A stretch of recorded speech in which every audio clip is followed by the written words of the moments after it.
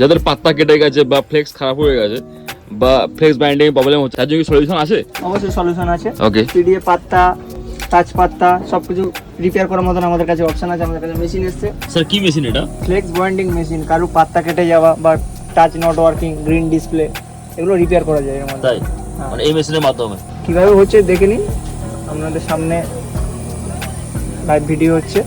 ওকে, তো এটা কি হচ্ছে? এটা ফ্লেক্স বাইন্ডিং হচ্ছে। এই ফ্লেক্সটা আলাদা করে বাইন্ডিং করা যায় ফ্লেক্সের এই মেশিনটার মাধ্যমে।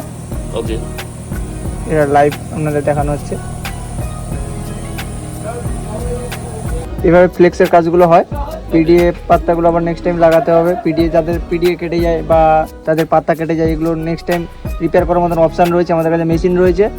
আমার এই সকালে একটা OnePlus 7T যার টাচ প্রবলেম ছিল, টাচ রিপেয়ার হয়েছে। হ্যাঁ, রেডি হয়েছে। ওকে, টাচ রেডি হয়েছে। এটা 100% সাকসেস আছে। ওকে। তো এই মেশিন থেকে এমনই টাইপের কাজ করা না, তাই না? কাজ করা যায়।